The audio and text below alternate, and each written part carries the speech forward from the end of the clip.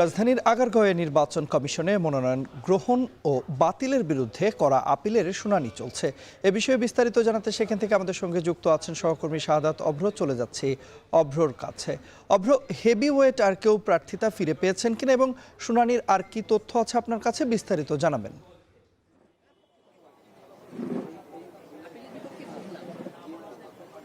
তন্ময়, এখন পর্যন্ত কিন্তু এই যে আপিল শুনানির যে ৭০ জনের যাদের কিনা আজকের দিনে আপিল শুনানি হবার কথা রয়েছে, এর মধ্যে ৩৬টি আপিল শুনানি শেষ হয়েছে।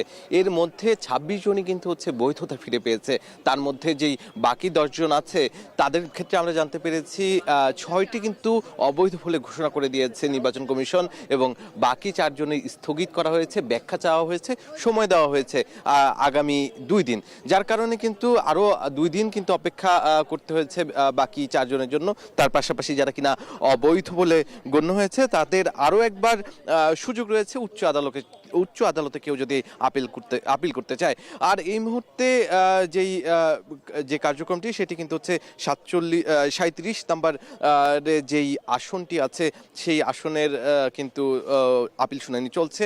আর এখানে বাকি যেই ৩৪ জন আছে তারা কিন্তু এখানটায় অপেক্ষমান রয়েছে। আপনি নিশ্চয়ই দেখতে পাচ্ছেন যে এই যে নির্বাচন কমিশনের ঠিক সামনে যেখানে কিনা বুথ করে দেওয়া হয়েছিল বিভিন্ন অঞ্চল ভিত্তিক, সেখানেই কিন্তু তারা এসে অপেক্ষা করছে, এবং তাদের যেই আপিল শুনানির আগে এসেই কিন্তু এখানে এসে তারা প্রবেশ করছেন যেই অডিটোরিয়ামটি আছে, যেখানে কিনা কিছুক্ষণ আগেই আপনারা দেখছিলেন যে আপিল শুনানি হচ্ছিল।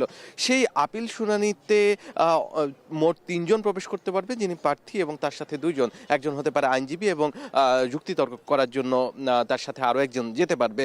এই যে পুরো এই প্রক্রিয়া কিন্তু সকাল 10টা নাগাদ শুরু হয়েছে, চলবে ঠিক 5টা পর্যন্ত। তবে 70 জন যদি 5টার মধ্যে শেষ না হয়, যতক্ষণ পর্যন্ত সময় লাগে ততক্ষণ পর্যন্তই কিন্তু এই কার্যক্রম চলবে বলে জানিয়েছে নির্বাচন কমিশন। তার পাশাপাশি আমরা সকালে যখন এসেছি তখনই কিন্তু বলা হয়েছে যে এই যে আজকে যুক্তিতর্কের মাধ্যমে সবাই যারা কিনা নির্বাচনে অংশগ্রহণ করতে চায় অবৈধ বলে গণ্য হয়েছে, তাদের পক্ষ থেকে সর্বোচ্চ যেই ব্যাখ্যা সেটি কিন্তু চাওয়া হয়েছে, এবং যুক্তিতর্ক কিন্তু তন্ময় সকাল থেকেই চলছে।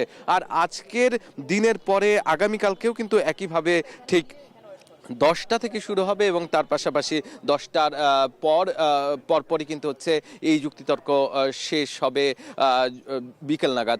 এবং গতকালকের ক্ষেত্রেও কিন্তু 70 জনের তালিকা প্রকাশ করা হয়েছে, তারা কিন্তু এখানে আসবেন এবং এসেই কিন্তু বলা চলে যে তাদের যে যুক্তিতর্ক উপস্থাপন সেটি চলা যাবে। তবে সন্ধ্যা নাগাদ আমরা জানতে পারবো আজকে কতজনের প্রার্থিতা বৈধ বলে গণ্য হয়েছে এবং কতজনকে অবৈধ বলে ঘোষণা করেছে নির্বাচন কমিশন। এই ছিল আমার কাছে সর্বশেষ। তন্ময়।